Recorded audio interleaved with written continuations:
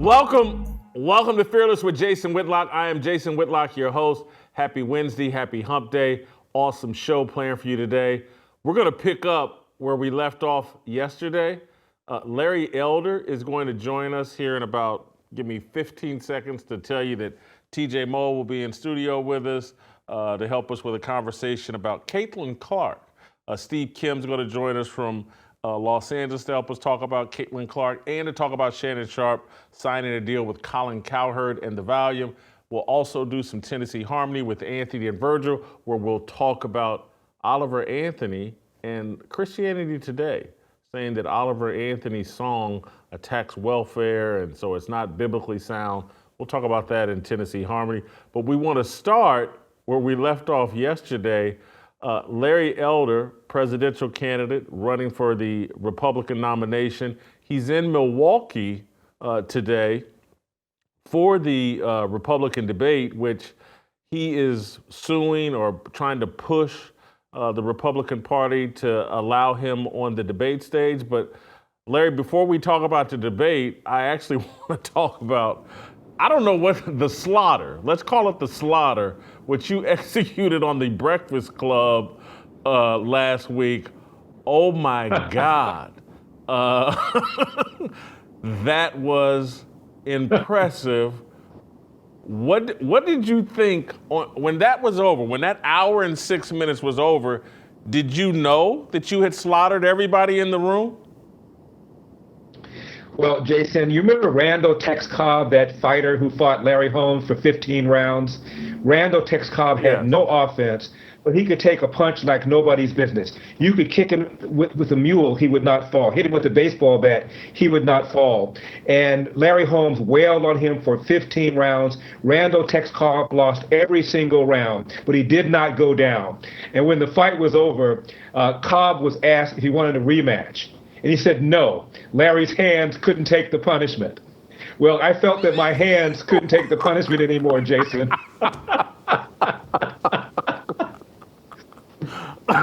I was not prepared for that analogy.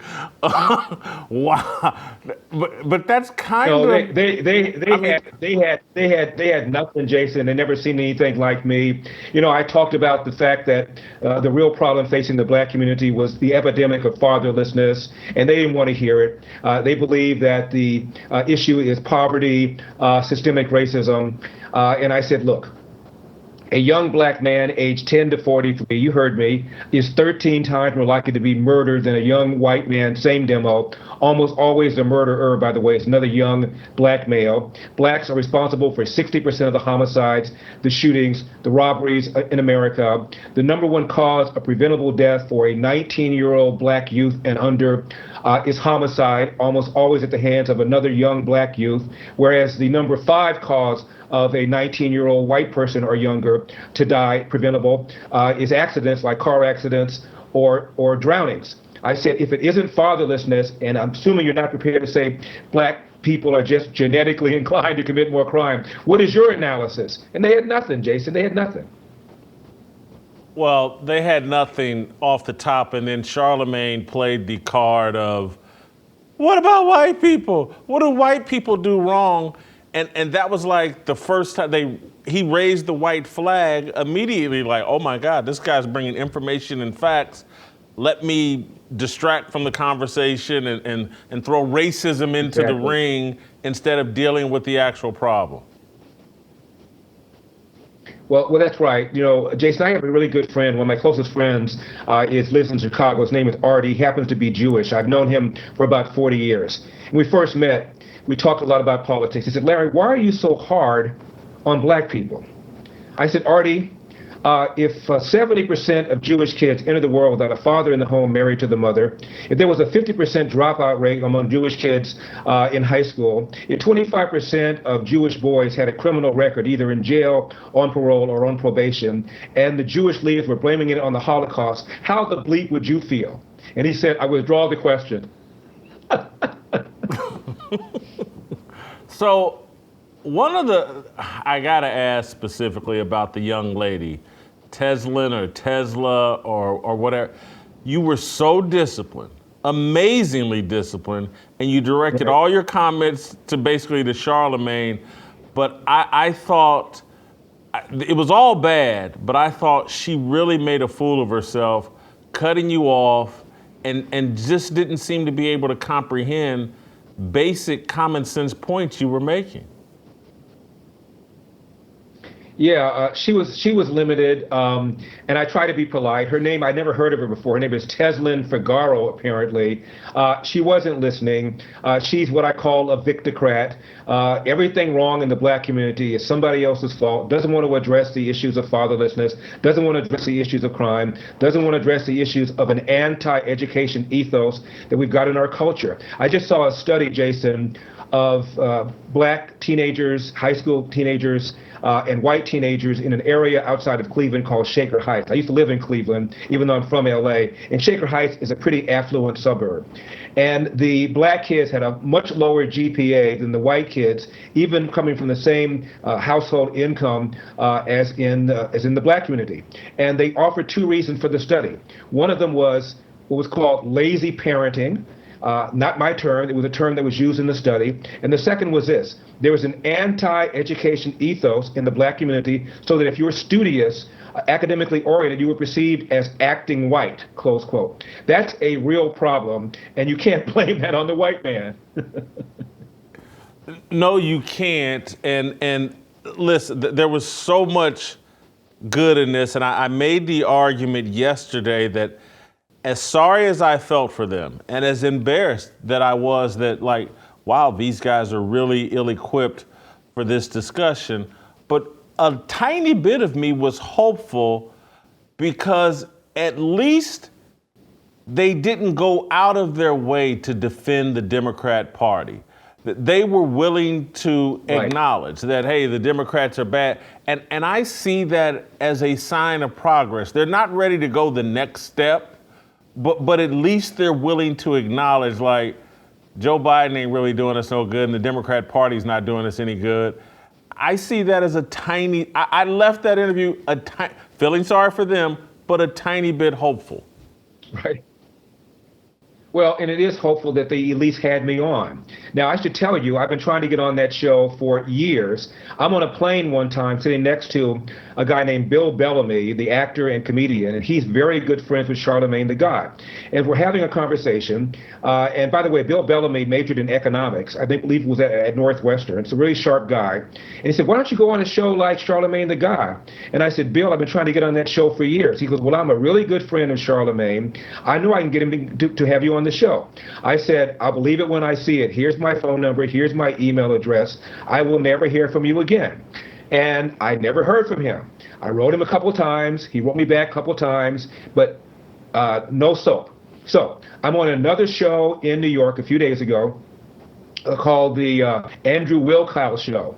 And Andrew, during the break, told me that Charlemagne the God listens to his show and that he had been on Charlemagne the God's program before. And I said, that's interesting. I've been trying to get on it for years. He'll have some white conservative on, but he doesn't want to have any black conservatives on. So I went up back on the air after the break was over, and I called Charlemagne out. I called him a coward.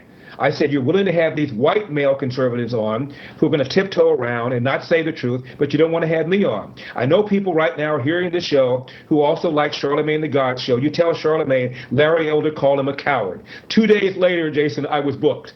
Now, I don't know whether there's a connection between the two. I'm just telling you, 2 days later, I was booked. Oh, wow. I'm glad to hear that backstory because I was wondering how it happened, but you actually made it happen by calling him out. So when it was over, how did they respond to you? Did you guys shake hands? Was it on good terms? Do you think they were aware of how bad they looked? I don't think so. I don't think Tez was. She was not in studio, so there was no physical interaction with her. But after that, DJ Envy and Charlemagne and I took pictures. I was smiling. They were not smiling, but I don't think they're smiley people anyway. But I really don't believe that they knew that they got a beat down. And I learned that a long time ago. One time years ago, I had this Democrat politician on, and I beat him up pretty badly. My producer and I were laughing at how badly he was beaten up. This was in Cleveland. There aren't a whole lot of restaurants for breakfast in Cleveland near where I was. So we go to the same restaurant. We end up sitting back to back in on a bench-like setting, and there was a big kind of wooden wall between us, and I could hear them. They didn't realize we were on the other side. And that politician and his aide were bragging about how they gave Larry Elder a beatdown. I mean, were you at the same interview I was at? So I've learned a long time ago that most of these people are clueless. They don't have enough self-awareness to realize when they've gotten their clocks clean. And so I really don't think that Charlemagne felt that way until, assuming he read the comments. 85% of the comments, according to people that have read them, have said things like, wow, I didn't know this, I didn't know that. A lot of the stuff that Elder was saying was unpleasant, but it was refreshing to hear it, and Elder sure beat these guys down. So I'm sure that Charlemagne is aware that the perception from his own fans is that he got clobbered. Well, in this new world, and people can say what they want about Elon Musk, and I have mixed feelings, but Twitter has improved to the point that Twitter, to me, reflected that you beat them down. And under that previous Jack Dorsey regime, that truth would never be allowed to be expressed in great numbers over Twitter. So I think it was, everybody that scored the fight had it a 15-0, 15-round shutout all the way around. I'll tell you, I was on Megyn Kelly's show yesterday, and she and I talked about you in that interview, and she analogized it to a conversation you had with Dave Rubin that really red-pilled Dave Rubin and allowed him to pivot from some of his liberal positions. Do you feel, is that analogy fair, that was similar to how this conversation went the same way as Dave Rubin? I hope so, but I'm not sure of it, because when I met Dave Rubin was setting up for the interview, and I said, I heard that you are a liberal, but you're a thoughtful liberal, because I didn't know who he was. And he said, I am. I pay attention. I said, well, after this conversation, you won't be a liberal. And during the conversation, as you know, he was talking about problems black people are facing. I said, what do you think is the most significant problem black people face? And he basically said police brutality. And I informed him that the police kill more unarmed whites every year than they kill unarmed blacks. They kill more white people than they kill black people. Studies have shown the police, if anything, are more hesitant, more reluctant to pull the trigger on a black suspect than on a white suspect, and that it is simply not true. And to his credit, it was not a live show. He could have taken it out because he was pretty embarrassed, but he looked at the data and then went back on the next day and said that I had completely changed his thinking. He was assuming that black people were being persecuted by the police. By the way, even Mark Lamont Hill once said the studies do not show that black people are being disproportionately killed by the police just because they're black. There was a long study that was done by a black Harvard economist named Roland Fryer, who, like I am, is from the hood. He just knew, Jason, that the police were killing black people, whether it's Michael Brown or Laquan McDonald in Cleveland, in Chicago, Tamir Rice in Cleveland. He just knew this was going on. Did a study, and he found out exactly what I just now said. He said the findings were the most shocking in my professional career. The police, if anything, were more hesitant, more reluctant to pull the trigger on a black suspect than a white suspect. It just isn't true. And moreover, Jason, this false narrative is getting people killed because the police are pulling back. It's called the Ferguson effect or the George Floyd effect. And as a result, there are thousands of people who have been victimized by violent crime and who are dead, who otherwise would not have suffered in the last several years if the police had not pulled back from their normal proactive policing. And most of these excess casualties are the very black and brown people that people on the left purport to care about. So not only is it not true, not only is it wrong, not only is it unfair, not only is it causing a morale problem among the police, people resigning early, refusing to join the force. So, and department after department, there are hundreds, if not thousands, of officers short of manpower. It is literally getting people killed, this false narrative. And at that point, Dave Rubin opened up, admitted that he had now done a 180, and he became a lot more thoughtful person. He's no longer a liberal. So I'm hoping I did something like that with Charlemagne and hopefully DJ Envy. And who knows, maybe if Tess reads the comments, even she might have to do some self-reflection, but I wouldn't bet the house on it. I wouldn't either, because you had that similar moment in that Breakfast Club interview, as it relates to mass incarceration. And it's like they couldn't compute what you were telling them. Like, no. I know you think that there's a bunch of people that dealt marijuana and are in prison, but the stats and the data say the people in prison are overwhelmingly there for violent offenses. And so this whole little myth that we've created around, the drug war has put everybody in prison, it's a myth. It's not backed by the data.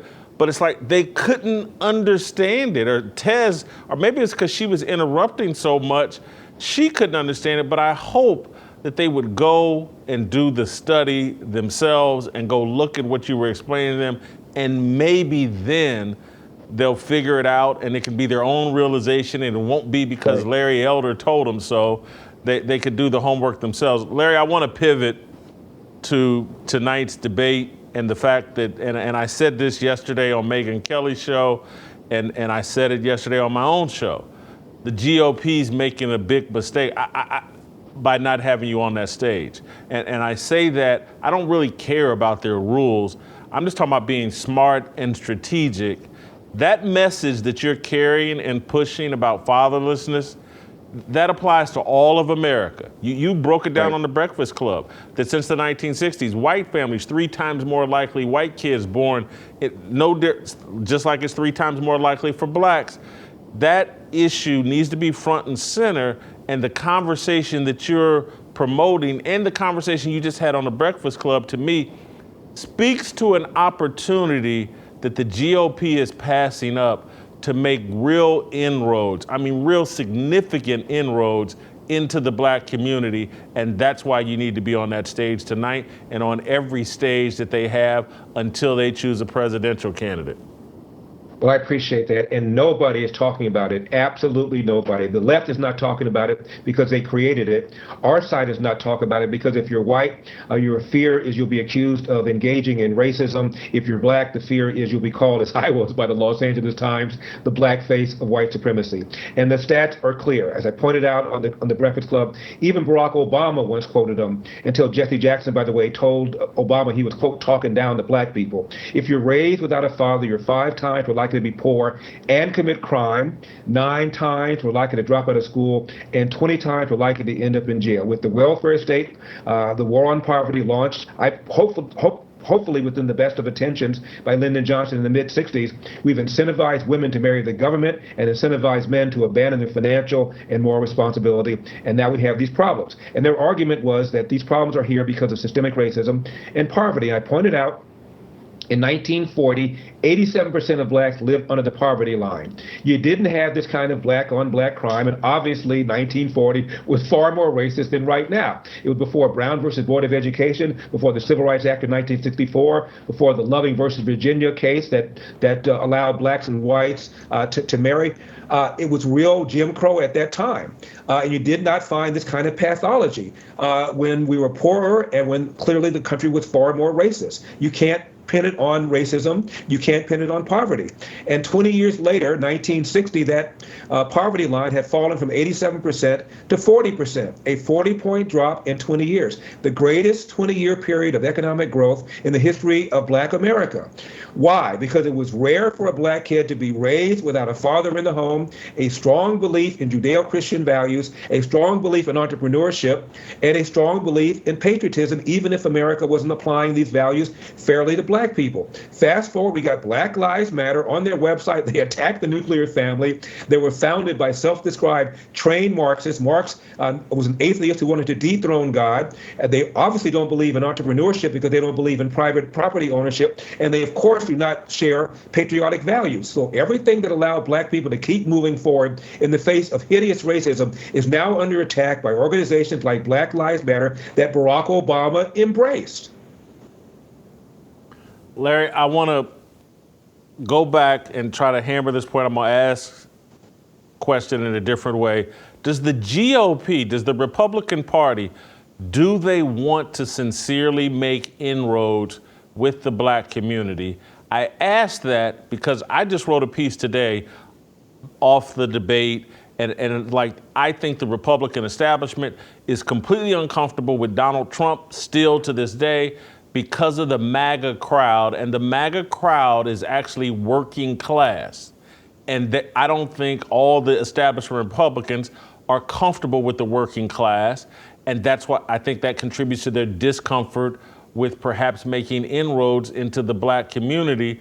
And I think Trump and the MAGA crowd are completely open to that, but the Republican Party isn't. And again, that's why I'm upset that they're not wise enough to know, I don't care what our rules are, we got to have people like Larry Elder on this stage because we need to wave a big welcome mat flag to the black community and to the working class community. I agree with your analysis. I was with Donald Trump in Cleveland in 2016 campaigning, and he gave a speech at a black church and talked about the importance of family and the importance of family values. And these people were responding extremely well to him. When he talked about stuff going on in the black community, the bad schools, and he said, what do you have to lose? He got 8% of the black vote in 2016. Best economy ever for black people. He supported enterprise zones to reduce taxes and regulations in the inner city.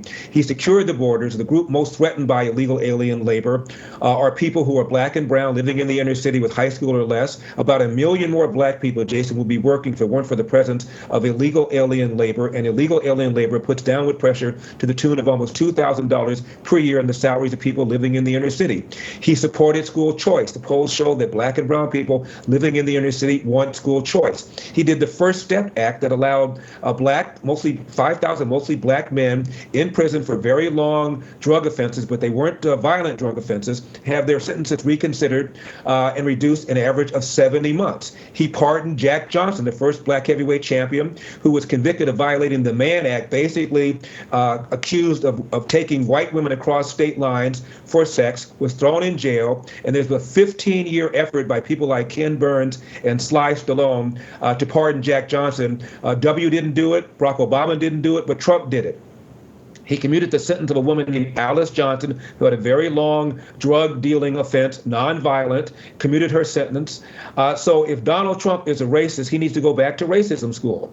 And I talked about all of this, and now 20% of black men voted for Donald Trump in 2020. And you're quite right, Donald Trump is telling people in the black community some unpleasant truths, and they're responding. If you don't condescend to black people, don't tell them how you one time marched with MLK and that you know the lyrics to the Negro National Anthem, but talk about things people care about, schools, about crime, about making sure that you're able to be productive and get a job in our society the way Donald Trump did.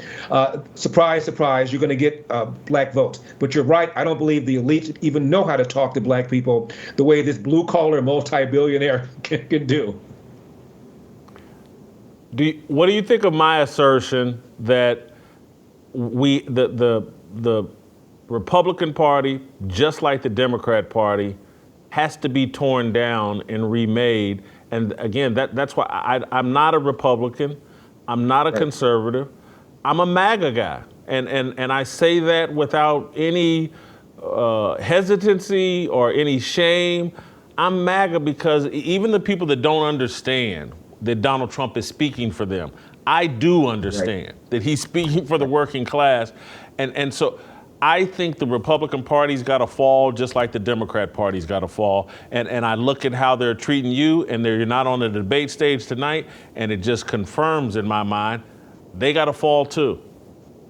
I think you're right, and I think that's why they don't like Donald Trump, and I think that's why the fix is in for Ron DeSantis. I think that's why they excluded Larry Elder in this debate right now. As you know, I met all the criteria, but they claim that one of the polls I submitted is not valid because, quote, it is affiliated with Donald Trump, close quote. So they're not using that poll, so therefore they say I did not file the 3 polls where Elder has 1% or more among Republican and Republican leading voters. I believe they want the field to be cleared for Ron DeSantis. and I believe that they think that Larry Elder is saying a lot of incendiary things about the lie about systemic racism, about the need to do something about school choice, about the epidemic of fatherlessness, the need for an amendment to the Constitution, because both parties keep spending and spending and spending, and the only way to rein in spending is with a law that says you must spend no more than 10% of the GDP. I talked about a proposal to get rid of these soft on crime George Soros-backed DAs, and I also talk about legislation that Congress should pass to make it clear that you are a felon if you're in the country illegally, making it easier for states to deport people. Because right now, believe it or not, if you're in the country illegally, you're not even designated as a felon according to our statute. So these are the kinds of things I'm talking about. Trump was talking about many of them, and they make the establishment very, very uncomfortable. But it's the only way for regular people to start responding to the Republican Party. This is a party of low taxes, of regulations, of energy independence, of strong borders, of making sure that we have a military that nobody wants to mess with, so we don't have to use it. And this is what America First is all about. And I'm a MAGA guy, and I've said over and over again, in the event that Donald Trump is the party nominee and becomes president, and I believe if he's the nominee, he will get elected again, I will absolutely campaign for him, and I did in the past if asked to do so.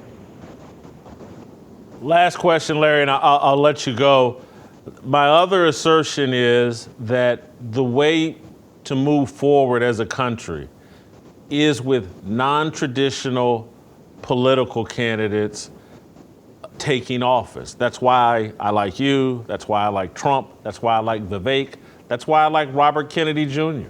I like people that haven't been immersed in the political system and aren't beholden to the Republican or the Democrat Party.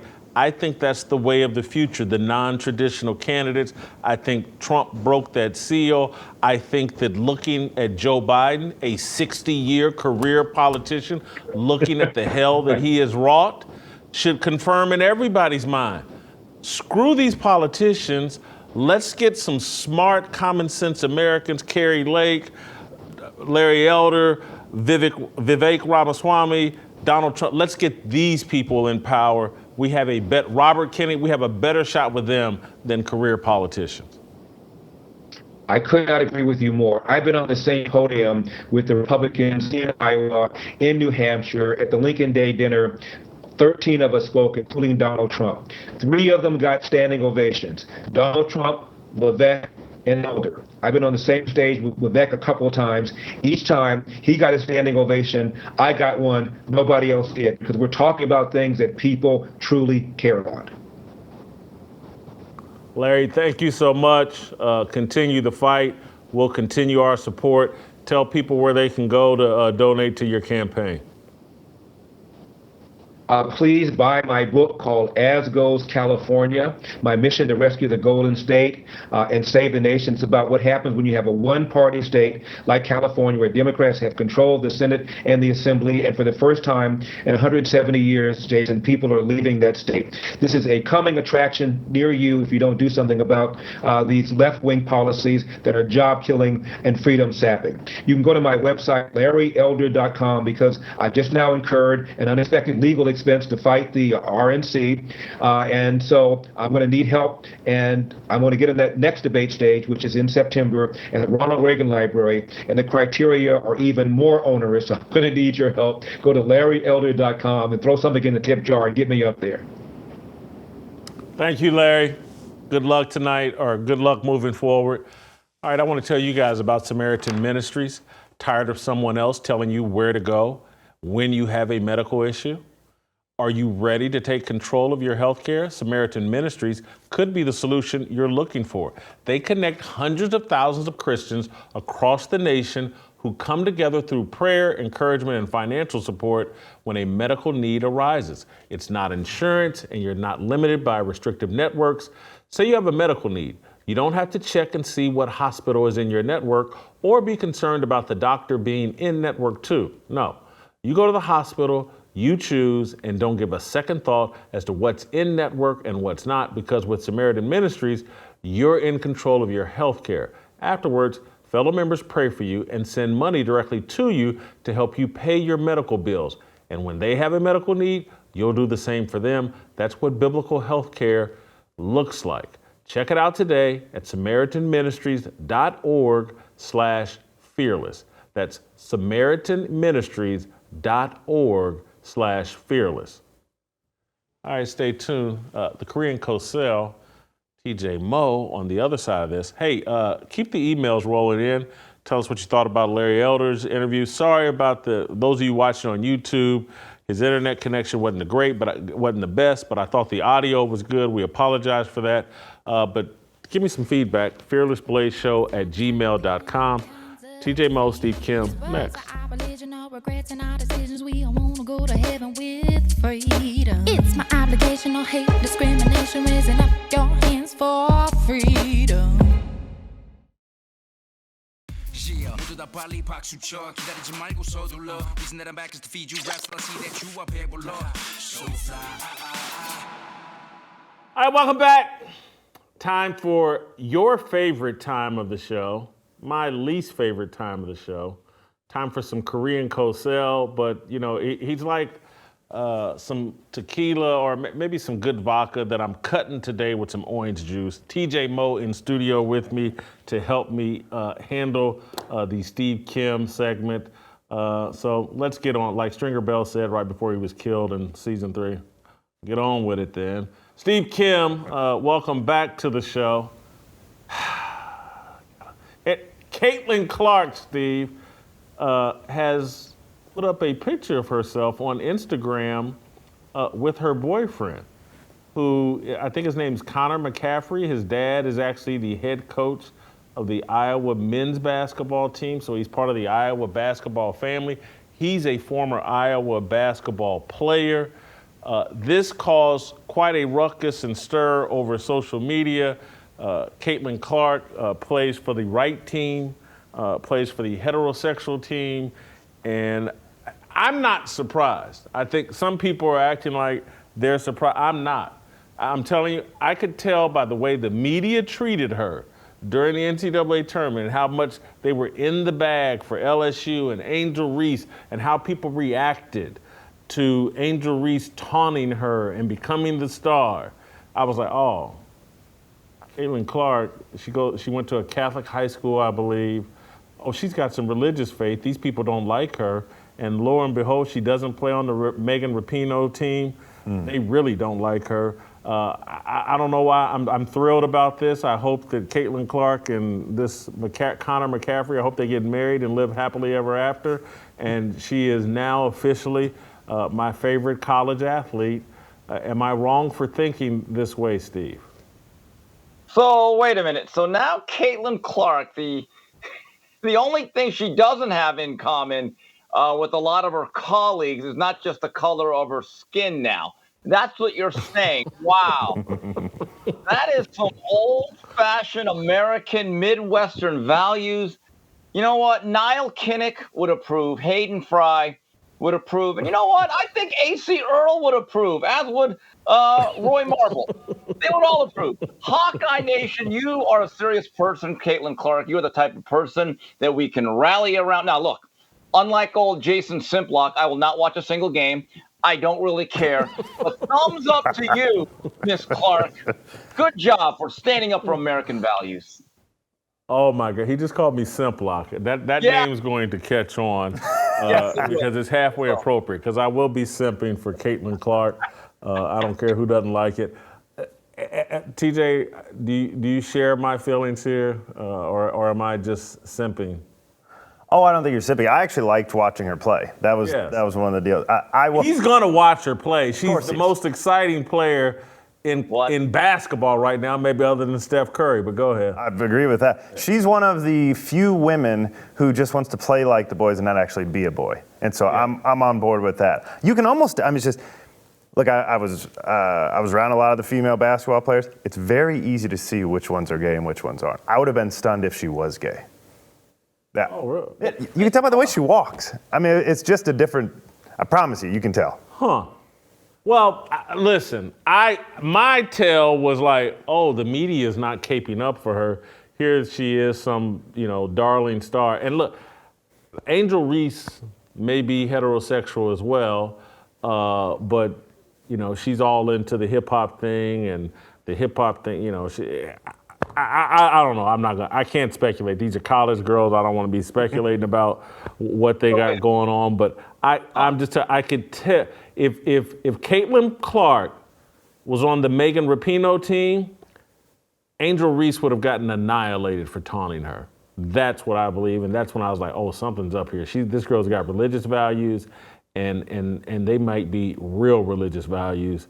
And so far, so good. Anyway, go ahead, Kim. You had something else you want to add? Yeah, back Caitlin Clark. Now that's a college basketball player that Don Imus would say that's a fine young lady. That is a fine young lady. That's all that old Imus would say. Leave it at that. Now, did I just hear you under your breath, Whitlock or Simplock say, yeah, he's gonna watch it? I'm gonna tell you this right now, and I mean this in all sincerity. Okay? I would rather watch the Iowa Hawkeyes football offense. You see them last year? Okay, Kirk Ferentz, fire your son.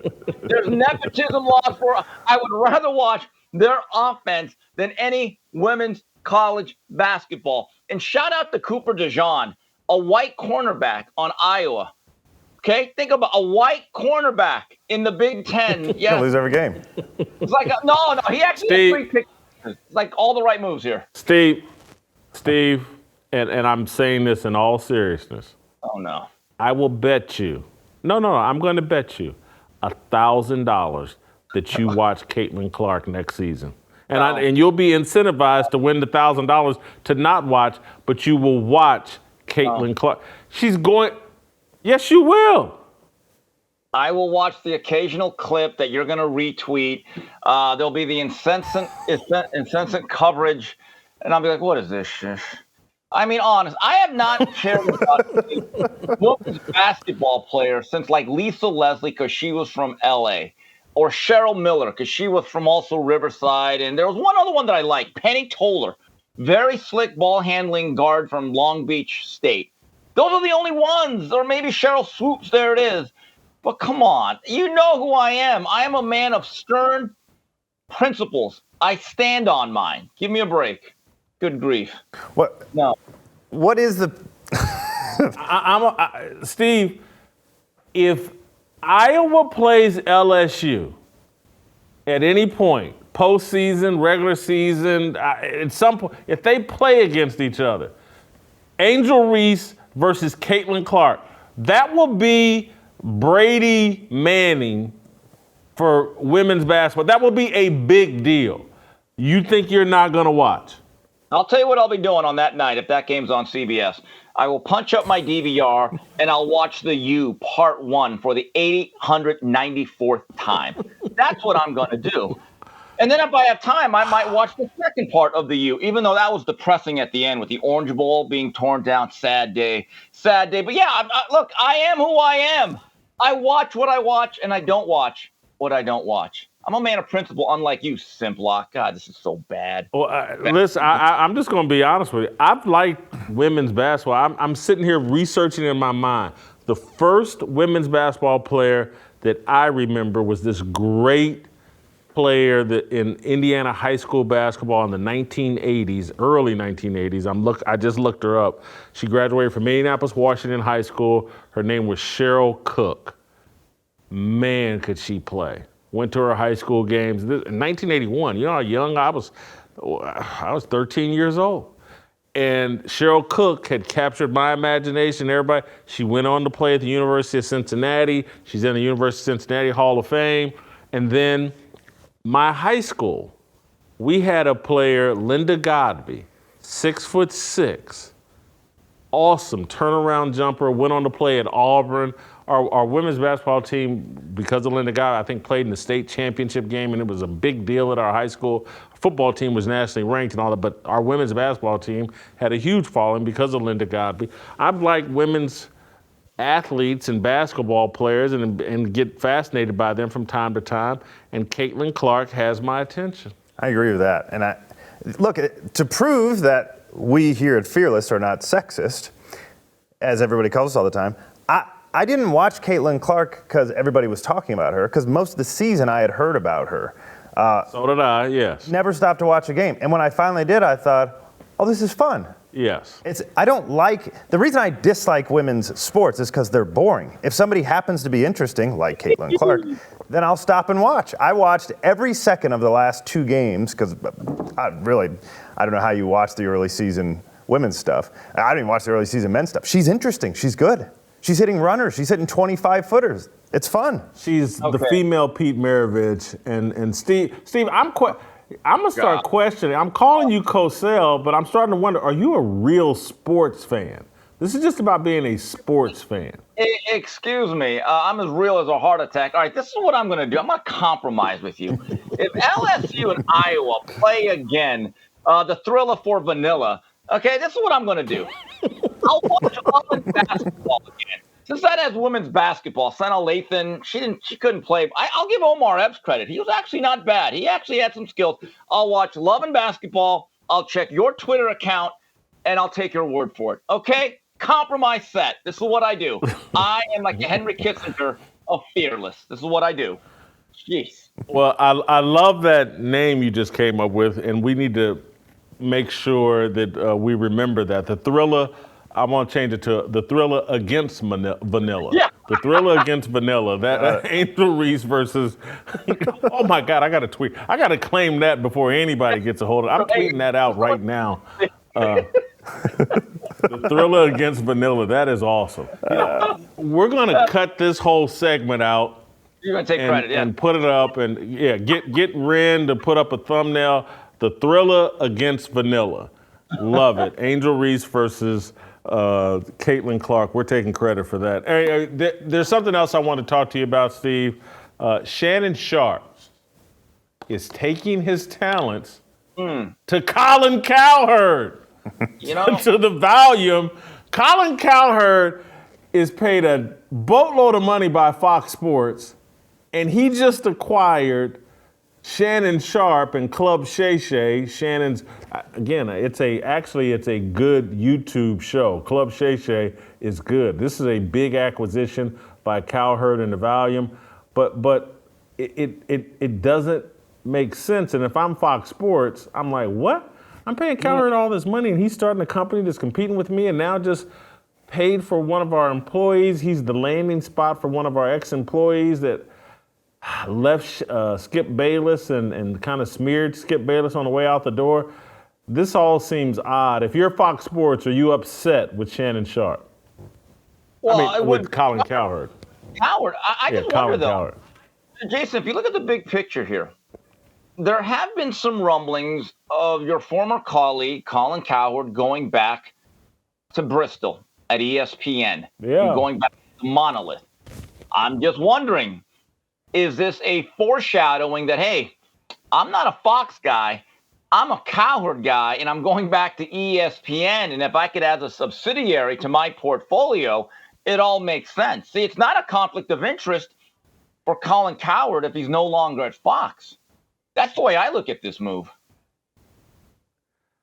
That is certainly one way to look at it, and I could see ESPN offering some big major payout to Cowherd to come back, save their radio network, bring his Volume podcast network to ESPN, and wow. And I mean, because again, Shannon Sharp's supposed to be doing 2 days a week at ESPN.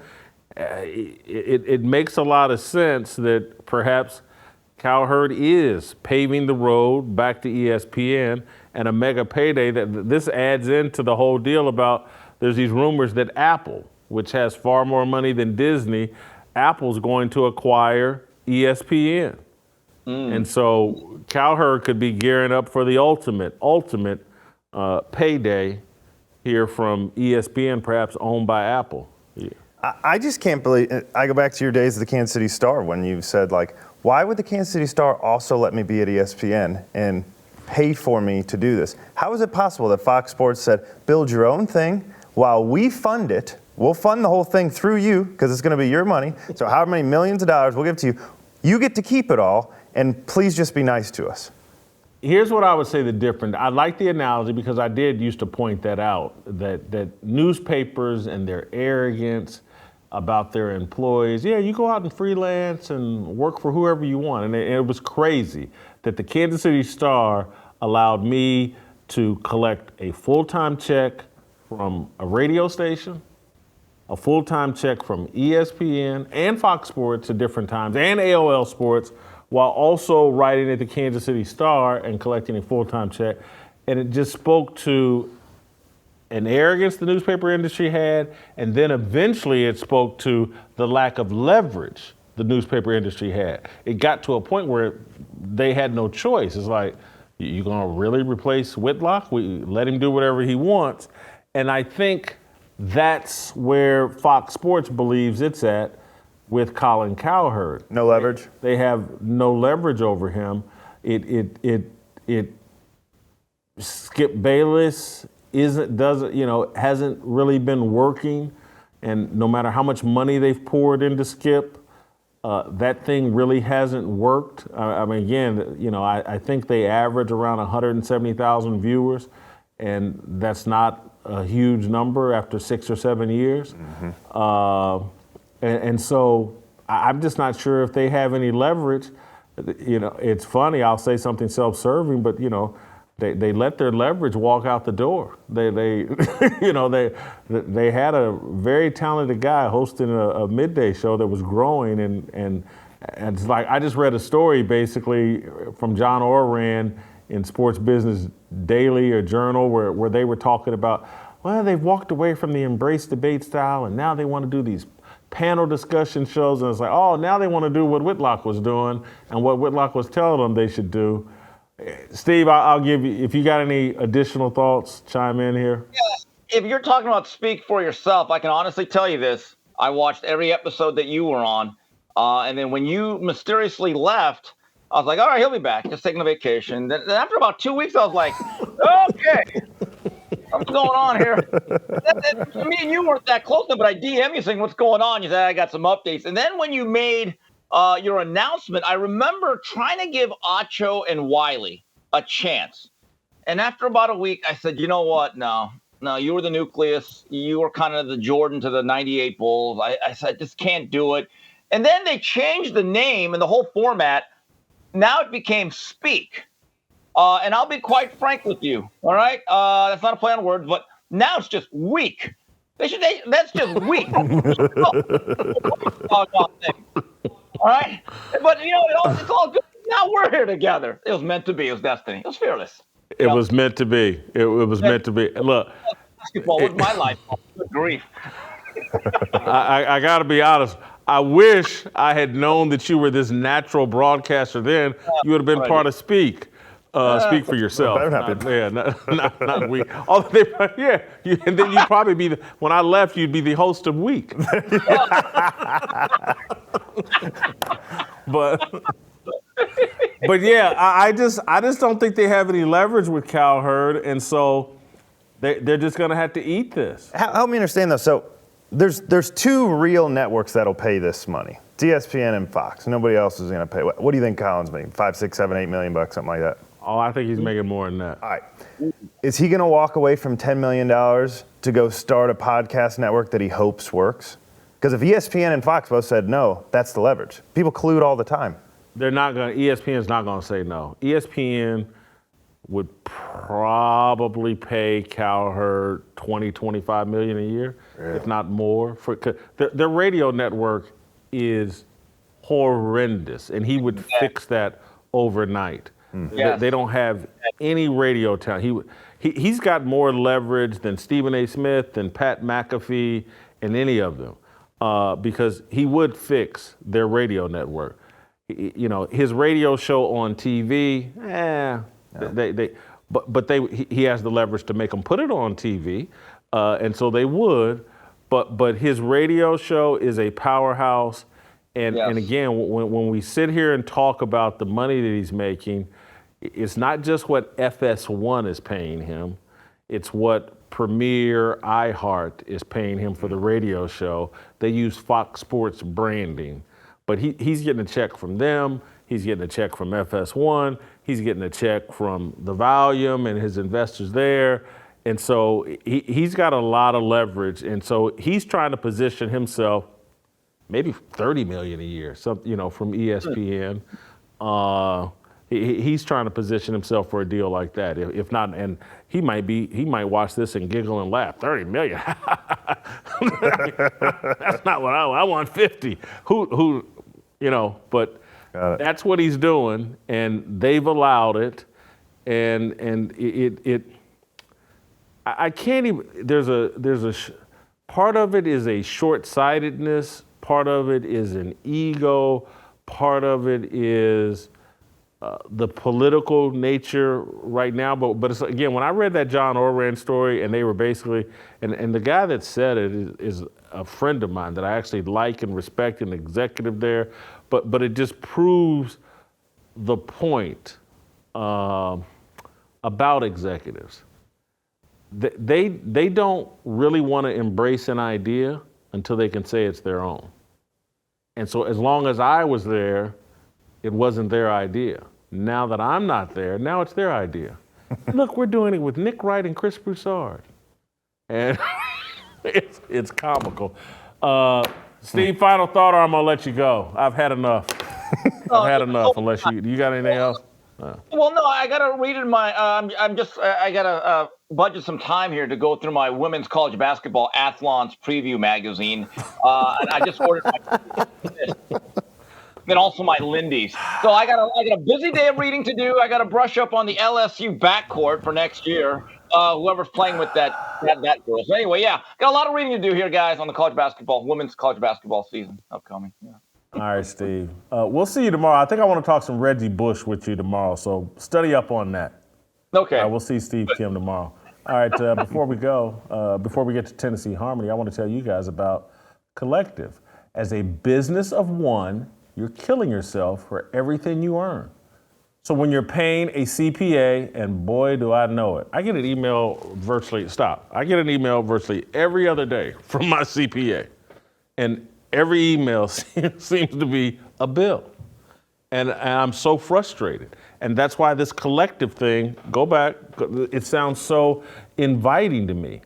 So when you're paying a CPA, a bookkeeper, payroll, and other admin services, every dollar out is very painful.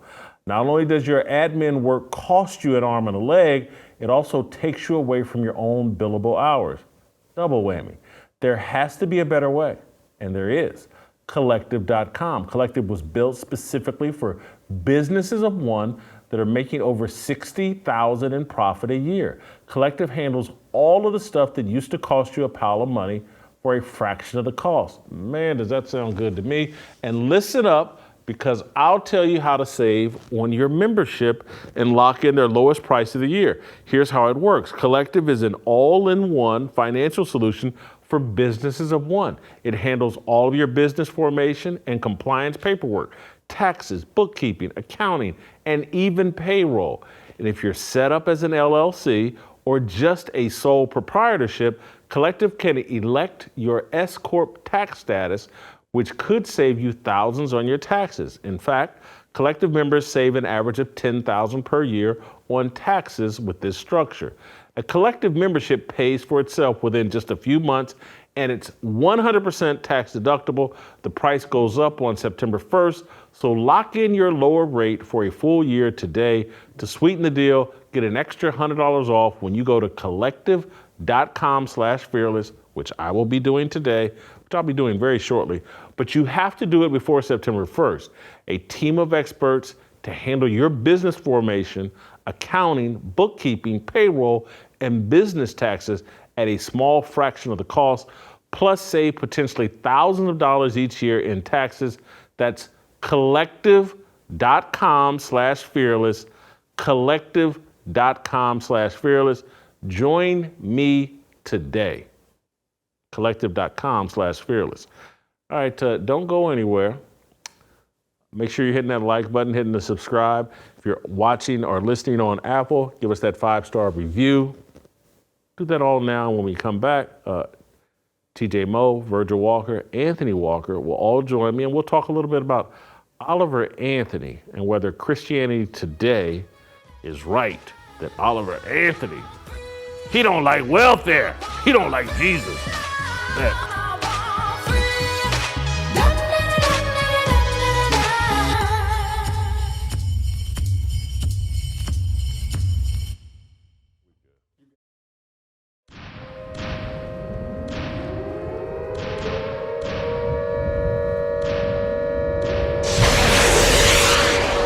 first of all, I need to say thanks to you. You're one of my favorites. Thanks for being a consistent injector of Christian truth into media. I love that about you, and I do. Really, Jason, I appreciate so much your work, and your conviction and your courage. It's rare. So, I mean, how many guys come on Fox News and say it's demonic? I mean, you see the world through spiritual eyes. You know, this is the Apostle Paul said that.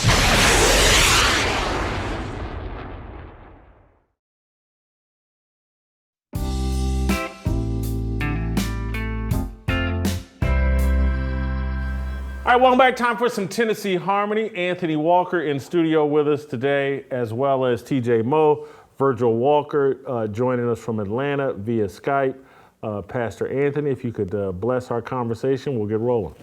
Father God, we're thankful for today and thankful for your blessings. Father, help us as we mature in your word, as we mature in life. Help us to be more reflective of Jesus and what we say and what we do. We're thankful in Jesus' name. Amen. Amen. So, guys, I want to talk about Oliver Anthony, the from out of nowhere country music star from Farmville, Virginia. Oliver has taken the world by storm with the song Rich Men North of Richmond.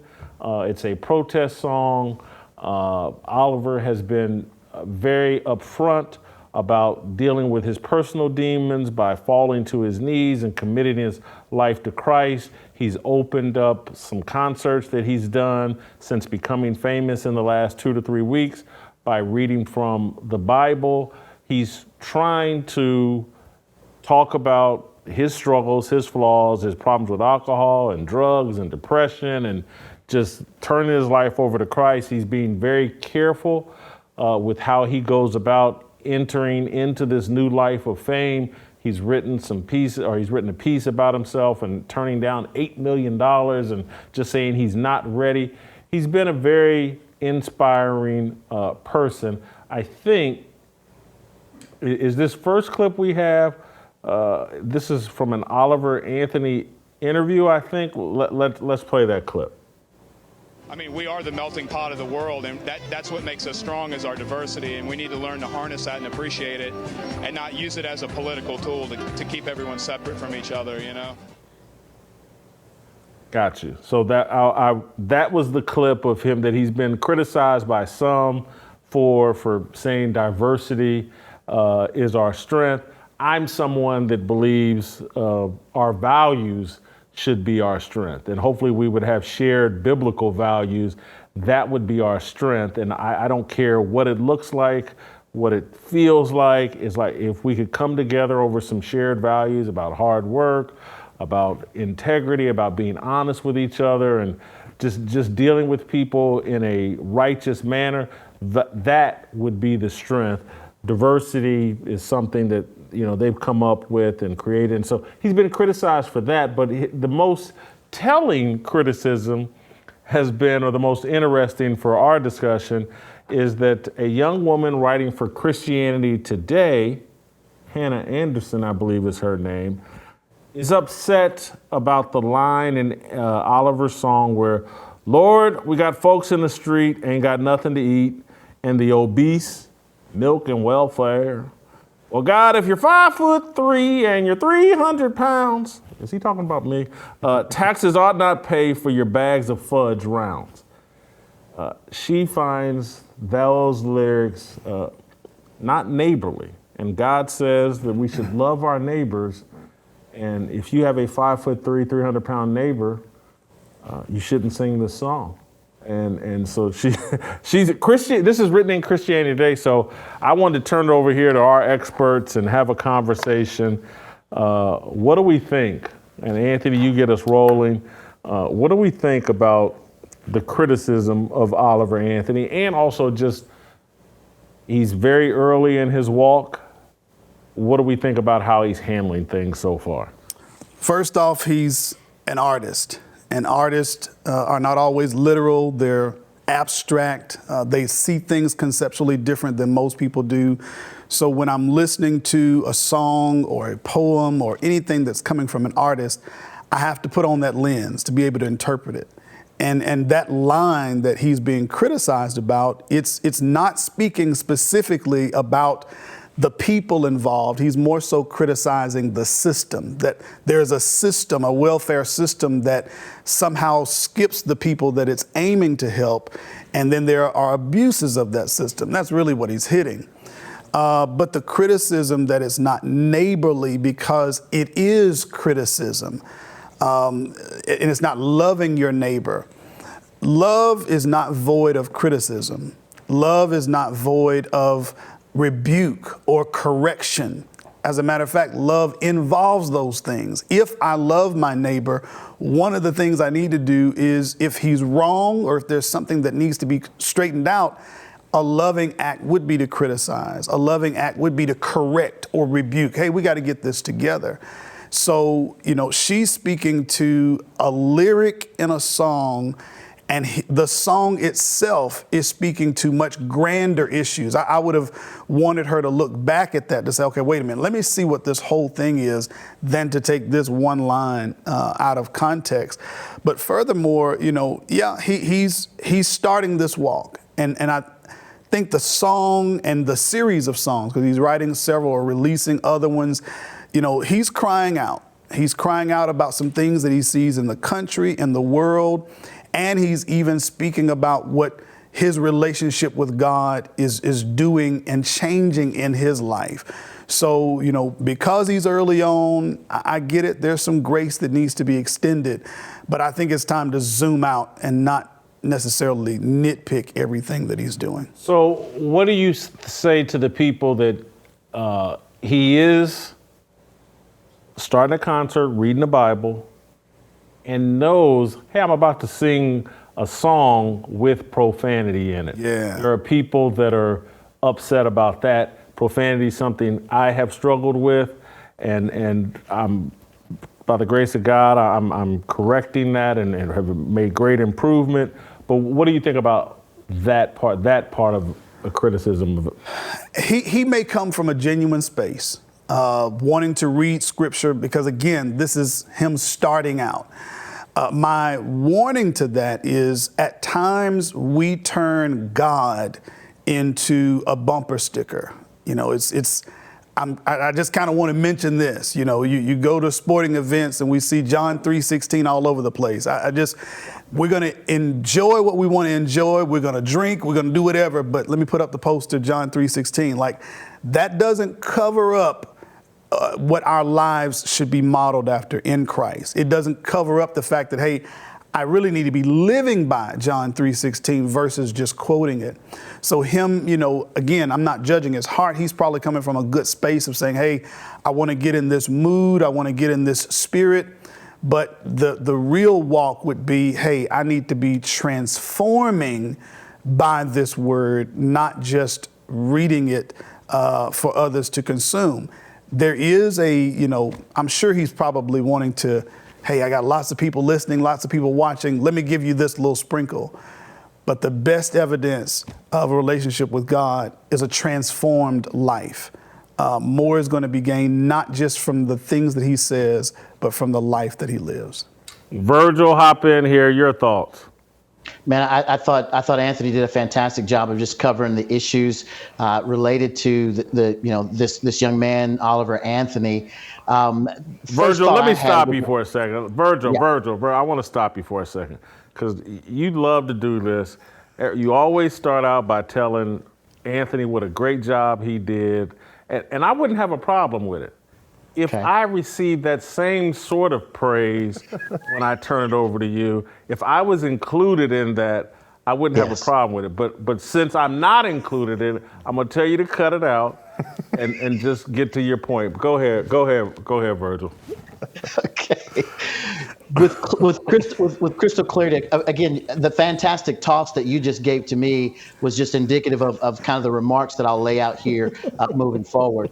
And that said, I'll simply say that with regard to Oliver Anthony, the article that was written in Christianity Today has been moving to the left for quite some time. So I was not surprised that of all the things that they would say about the artist himself, it would be from someone who is hypersensitive about a line in the song that may or may not even have related to them. They spent a lot of time in that particular article unpacking this woman's experience as someone who was involved with with welfare. I mean, and I mean, just went that lane.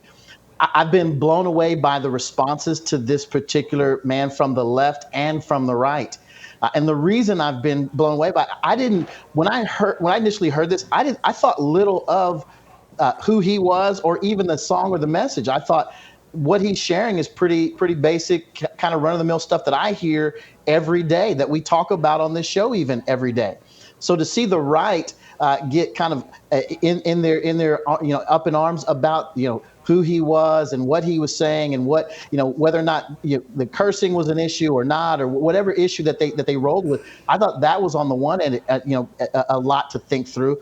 And I think on the left, again, you saw mainly Christianity Today's article and everyone else's response to him as an artist. I thought his sound, his tone was fine.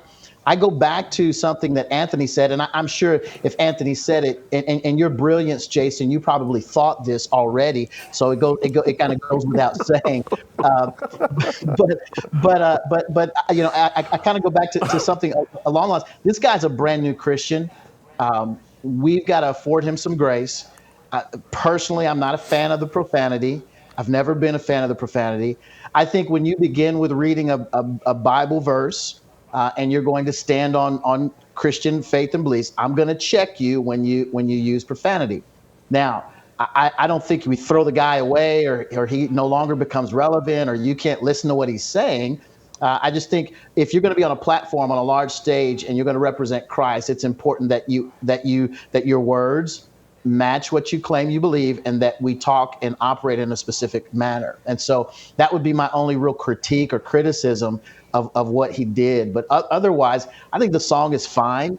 I'm shocked that it's gotten the response that it has gotten because I didn't think that he was saying anything that profound. That's how unusual common sense is, that it's now very profound. Yes, it is. So a few things on this. I think this entire article is deeply dishonest. There's not a person in America who actually believes the welfare system isn't in shreds and broken and never worked. The welfare system, every last person, if they're honest about it, knows that. So the basis of this article is dishonest. She wanted to pick a fight with somebody, and so she picked a fight, and she got the clicks, and we're sitting here talking about it, so congratulations to her. A tiny example of how ridiculous the welfare system. I got a buddy who worked for 4 years to save up to marry his wife, and she went to school. He waited for her to get done so he could go to school and they could move out to Colorado. When they, who were making no money because she was in hair school, had no clients, nothing, they applied for Section 8 housing and they checked every box except that they said, you have too much money in your account. Telling them, if you go spend all of this money, we will pay for your housing 100% of it. That's how broken and ridiculous the system is. And everybody knows this. So I started out, I saw the title and so forget it. From there, I think it hit another thing for me. I can't stand when people get offended for other people. So unless this woman's 5'3", 300 pounds and buying fudge, I don't want to hear from her. Let the people who are offended, who are in that position, go be offended. Why did we have, the only reason we ever took the Redskins off the name of the Washington football team, or now Commanders, which I will never call them, is because a group of people who were not the people they were named after were offended. Because whenever they've done the surveys on Native Americans, they said, no, it's fine with us. We kind of like it. In fact, Seminoles are even better. You got any good names, right? So I don't like, she's offended for something that doesn't apply to her. Apparently, if she's not taking advantage of the welfare system, then he's not talking to you. And you could see other bits of it. I think she's a socialist. To Virgil's point, the Christianity Today has been moving left. You could see they usually leave trails of what they're talking about. The way she phrased it, we were on this for 3 years until someone decided to fairly compensate my husband. fairly compensate. Maybe your husband could have found a job, or if he was worth more, they would have paid him more. But when you use words like that, it tips me off to say, you're a socialist. And what you're really saying is, these people should never be in that position. And if we ran things properly, the way because Jesus was a socialist, this is how it would have gone. So again, the whole article is dishonest. This was her saying, we're really all socialists, right, as Christians? Now pivot, because you and Anthony were having a very good discussion before the show, before we started taping. Pivot to your question that you were asking Anthony. Yes, so you obviously can articulate this far better than I can. I have a lot of friends on the left, good people, close friends of mine, who I don't know if they were ever on the left until one of my very close friends is a diehard lefty now, and he says, Jesus was a socialist, so am I. And so can you make the case for me, because I don't ever claim that he's a capitalist. I just say that's the best that I know how to do. But I would love a good explanation for why Jesus isn't a socialist, if that's what you believe. No, he's not a socialist. Jesus is far greater than any box or system that we try to place him in. He's not a socialist in terms of a way of thought. He's not a socialist in terms of way of theology. He's more about God and his kingdom and how God's kingdom is going to be run. We are citizens that have to partake in a system of governance, but we are not looking to Jesus as, well, hey, he says to do for others, then that means that his mode of governance is socialism. He's not. One example that I gave you, TJ, that tries to put Jesus in these boxes of, is he a conservative? Is he a liberal? Is he a this? Is he a that? The way Jesus approached the adulterous woman, one side would say, hey, she should be stoned. Another side is going to say, hey, just let her go. Jesus, in that instance, causes everybody looking at her to reflect on their own sin, and he even rebukes and corrects her and tells her to repent. So nobody's off the hook liberal. Nobody is, hey, let's conserve what the law says, let's stone. Jesus introduces a way that's higher than all of those ways. So when we try to box Jesus in socialism, we minimize him to what we want him to be versus what he is called to be by the word of God. Much higher. It's a worthless argument to try to put him there, and even to try to say as Christians, hey, he was socialist, we must be. He was not. Virgil, if you have something to add to that, I would love for you to. If not, I have a specific, and I'm not asking this as a joke, I have something specific I would like to ask you. Yeah, absolutely. I just want to add with regard, we get that often regarding, within Christian circles, the idea that Jesus was a socialist and here's how he would have operated. Well, if we understand socialism is theft by government. Jesus was not a thief. And so there's no way, shape, or form that he would be a socialist. Add to that, if you want to add a label to him, Jesus was a kingdomist. He's the King of Kings and Lord of Lords. He owns it all. From a standpoint of Scripture, if you want to look at Matthew 25, or what's known as the parable of the talents, were he a socialist?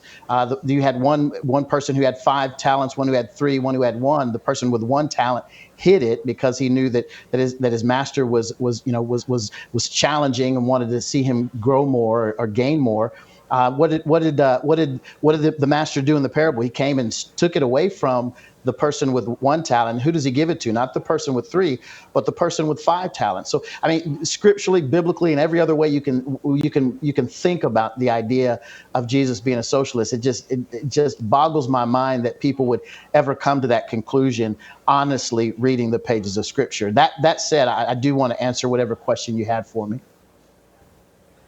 So, Virgil, and this is a difficult question, and I'm putting you in a tough spot because I know you can handle it. I read this woman's piece, and the part of me that most people interpret as sexism comes out. I'm a realist, and so I'm like, oh, this is a woman interpreting the Bible, trying to apply her understanding of the Bible to this situation, or Oliver Anthony. And I go, this is why I don't want you teaching, and this is why I don't want you, because your inclination as a woman is to be a bit more sympathetic, a bit more controlled by emotion, And when I think about what's going on with the feminization of Christianity and the entire culture, we've put women. Hey, you write an article and tell us how we should interpret Oliver Anthony and his song, and she's reaching conclusions and giving an interpretation that I'm not saying a man couldn't do this, because plenty of men could, but I'm not surprised a woman would take her understanding of the Bible and reach the conclusion that she did in this piece. And it just, why we have to have male leadership in the church. That's one of my takeaways from this. Yeah, I think that's a smart take. I absolutely agree from a standpoint of the egalitarian debate, women pastors and the like. Women are naturally inclined to be mothers and nurturers and operate from a standpoint of feeling. That's one of the reasons why early on in the development of a child, you have the mother who's there, but you also need a father to provide the discipline, the logic, the reason, the kick in the pants, if you will, that kids need to live balanced lives. You see this in the area of education. Look at our education system. It is overrun by 80 to 90%, if not more, women teaching in school systems, rather than having men there properly educating, properly teaching from a standpoint of logic and reason. So we should not be surprised when what the education system produces with all of the women who are involved in the teaching and training, that it produces kids who are hypersensitive about their feelings, and how we now need to create safe spaces for kids as it relates to something that they felt that morning, rather than realizing that if men were in charge, if men were teaching, if men were in control of education, they would know that whatever they were feeling, they needed to check that and get to work, study hard, do well, excel, challenge themselves, and make something of themselves. And so there's a total different dynamic. I see this in almost every facet of life that we engage in, particularly as it relates to Christianity. I mentioned earlier that Christianity Today as a publication has been leaning leftward for quite some time. The article that they produced is indicative of where they are theologically, politically, intellectually, philosophically, and otherwise. And so we should not at all be surprised at what we see written from them. But Jason, to specifically address your question, I think you're spot on. It has little to do with something being sexist. It has everything to do with how God created us, his design for us, and that there is a proper place for a woman and a man. But we're in a culture and a time now where everything is hypersensitized, hyper feminized, and we should not be surprised by what's produced as a result. So I want any woman that's watching, watch what I do next. I'm going to criticize myself in a sincere way and open myself up to a little ridicule as I laugh at myself as I think about all the different things that I've thought about this Oliver Anthony deal, reading the Christianity Today, the criticism, and something I saw this morning that connects to this, and I think it connects, or at least in my mind it does. But I was really excited about this Oliver Anthony song. And I think naive excitement that I tend to sometimes fall into because I'm looking for the culture to in any way support a biblical worldview. And so there's a popular song and I want Oliver Anthony to do well because it represents my point of view. And I think it's really important for the culture. And part of what I'm doing on this show is like, I'm trying to provide content for believers that addresses culture and sports and fun stuff but this morning I was on Instagram and I can see where that type of thinking can spin completely out of control. And you guys are gonna giggle and laugh at what I saw. I saw on Instagram, Mike Todd and his assistant pastor, Charles, they have some kind of Las Vegas weekend going on. And they're posting pictures of them kicking it in Las Vegas. And all the pictures look like, well, these look like the pictures I took. when I was in Vegas. Again, not that they were PG, but they were dressed up and looked like, people were posting, man, y'all look like, NFL players or other celebrities hanging out in Vegas. And what I see is I was like, well, Mike Todd and his group, they want the culture to be inviting and friendly to believers, and they're unwilling to just say screw the culture. I'm a representative of the kingdom, Right. and so I don't need to go to Las Vegas with Pastor Charles and a couple other pastors and show my congregation that, hey, look, you can be a believer and hang out in Vegas as long as you don't drink and you don't go to a strip club and you don't do, if you go to bed by 1 a.m., blah, blah, blah. But you got to go look. And so I just looked at it and I thought, I shouldn't have been as excited about Oliver Anthony or anybody out in the culture and what they're doing. But to some degree, I am still excited about Oliver Anthony, and I just don't know how I should feel about it. But He's those are somebody. the thoughts that, He's somebody crying out. I mean, that's basic premise. Just somebody crying out, hey, this ain't right. This ain't right. And that's, going back to our music taste, the music that, you like back in the 60s and 70s, I like to go back and listen to from that era. There were artists that came out with message songs, and the message of the song is, this ain't right. The drugs that's taking over, heroin, cocaine, this ain't right. The violence, this isn't right. That's where I see Oliver Anthony. He's just coming out and saying, hey, this isn't right. But because we live in a society that is celebrity-driven, stimulant-driven, media-driven, we're instantly trying to make him into the star that he doesn't want to be. He's saying, I'm turning down the money. I'm turning down the celebrity. I really just want to go out in the backyard and make some music.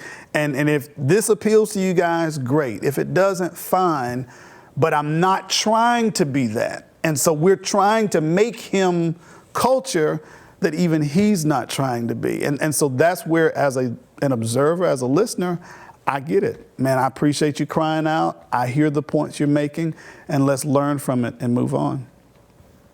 am I wrong for, and you just answered my question, I'm not wrong for wanting the culture to promote a positive message. You're wanting a biblical worldview to be the worldview. And that's where you're in my lane. That's where you're in. That's what I really want to take place. I want God's word, God's way, God's method, God's lifestyle to be, that's what we do.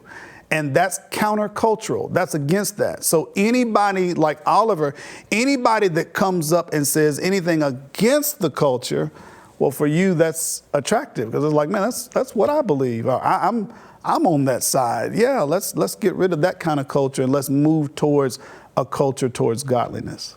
I guess and I love that explanation because it justifies me a little bit, but I can see, when I looked at what Mike Todd was doing or whatever, I could have seen myself thinking that exact same way, because this is how naive and foolish we can be.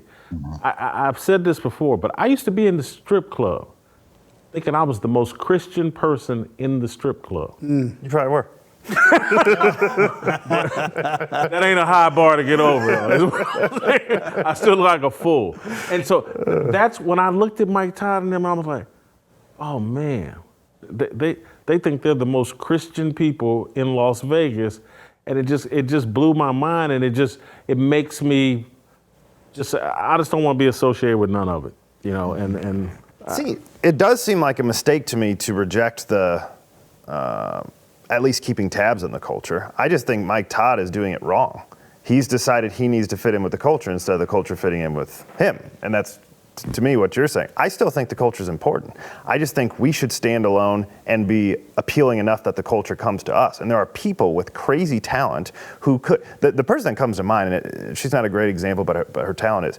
Carrie Underwood, I think, is a diehard Christian. And you see it come out in her music every so often, but then she goes back to her regular country stuff to kind of fit in and whatever she's got to do. But if Carrie Underwood, with that voice, you put her on a stage with anybody, and she shines. I mean, I was watching videos that came up rolling through YouTube the other day, and it was her on stage with Reba McEntire. I mean, some of the headliners, and they were all singing "I Will Love You," and three of them go, and then there's Carrie. It's like, oh, there's the level of being a star, and here's the star on this. She's a star among stars, and she will sing things like "Jesus Take the Wheel," and her rendition of "How Great Thou Art" is unbelievable. If she would ever commit to this, now I don't see her out doing crazy things, but she says, yes, I'm a Christian, and she'll do it. If she really stood and became an outspoken Christian with that talent, the culture would come to her. You would see that level of people chasing after her. We just haven't quite seen it. Let me give you another example, and I'm going to say it, but I'm going to turn it over to Virgil. And so I'm tweaking the conversation. Keep your thoughts in mind, Virgil, but I want you to address this as well, because I think this applies to TJ and probably you too, Anthony. Dante Bowe, isn't that his name? Mm-hmm. Maverick City? Yep. I'm watching this guy make incredible music that I love listening to, but I follow him on Instagram, and he's doing a lot of the Mike Todd stuff. Mm. He really wants to be a part of the world. He wants to dress like him. They're doing music where they're dancing. And it just disappoints me. And that's, I guess, my fear for Oliver Anthony. But right now he seems pretty strong. But Virgil, address all of that. I'm sorry, go ahead. Well, just one thing. Maverick City kicked him out of the band. So they disassociated because of his behavior. Mm-hmm. Recently? Mm-hmm. Within the last 6 months, probably. Yeah. Gotcha. I didn't catch that news. I started following him on Instagram, and the more I look, the more disappointed I get. Mm-hmm. Anyway, I'm sorry. Oh, that's good. Now I like Maverick City again. I can listen to the music without taking a second guess of myself. Go ahead, Virgil. No, I love this conversation, and primarily because I warned you long ago about your brother Mike Todd, and so it kind of.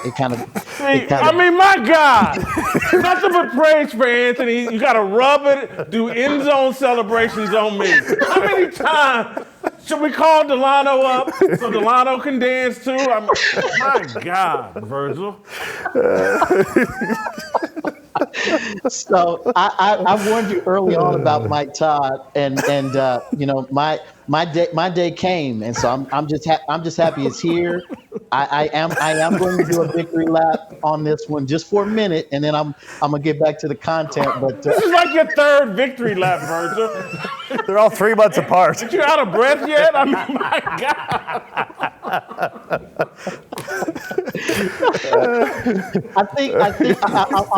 I'll make a distinction between a couple of things. The first is simply, I think it's great with the young man that we just witnessed, singing this song, Oliver Anthony, brand new young believer, kind of growing in things, learning about things. I think that's one thing. You could be excited for that young man and hope that he kind of gets his ideas right, his theology right. I think there's a danger in putting someone who's a brand new Christian gets a platform as large as his has become, and I don't think he planned on doing that. It just kind of happened.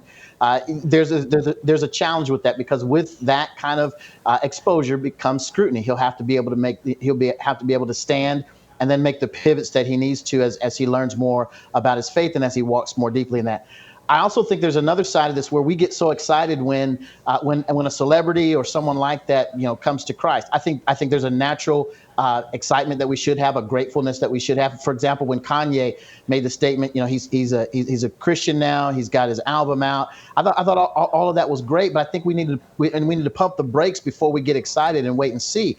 I think we have the mindset that, if this one celebrity can just come through and shout out the name of Jesus, that man, Jesus was really struggling. I mean, he was really having a hard time getting over until Kanye. Now that Kanye's on the team, now he's going to be able to reach everybody. We've got to stop that. Jesus is not waiting for some celebrity to jump on his team. He's not waiting for some singer to sing his praises all the more. He is who he is. He stands where he stands. He is the embodiment of truth.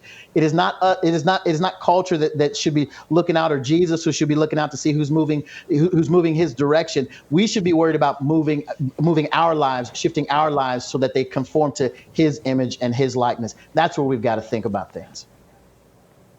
We'll end this segment and show with Virgil giving his final thoughts to the audience. Anything you want to say in a farewell appearance to the audience, Virgil? I just want to say how the brilliance that I've experienced through you, Jason, and this show. Experienced. Yes, go ahead. Experience. You use the right word there. Yeah, go ahead. Has been transformative. I mean, it's absolutely been transformative, and I'm internally grateful for it. So thank you for that. It was great having you on the show, Virgil. Play some harmony, and we'll see you tomorrow.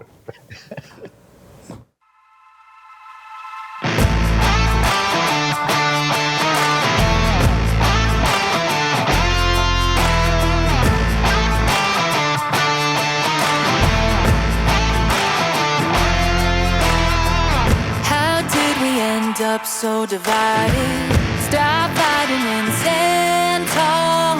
We used to be a nation, one united. Now we're headed for downfall. God, let your light shine down. What we need more than anything now. Harmony. Let's make a simple vow. Let's come together now. Harmony. Put all your weapons down. Love one another now. Harmony. Time for us to wake up. Choose love, my sister, my brother. See through the lies they tell us. 'Cause together we're so much stronger. God, let your light shine down.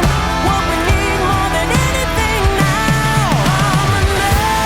Let's make a simple vow. Let's come together now. Harmony.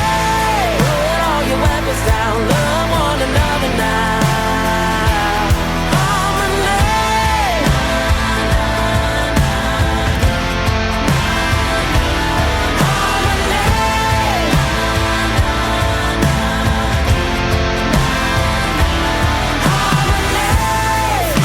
The enemy won't let it get to me. Open up your eyes and see.